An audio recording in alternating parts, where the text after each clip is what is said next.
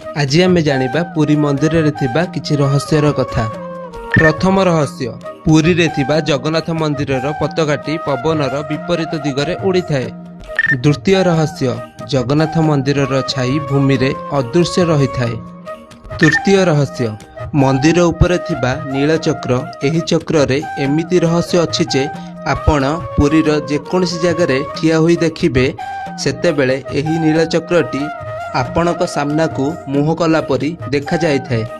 चतुर्थ रहस्य, दिन किंबा राति केउ भी समय रे एही मंदिर रो उपरे कौनसी भी पक्षी प्लेन उड़ती नहीं।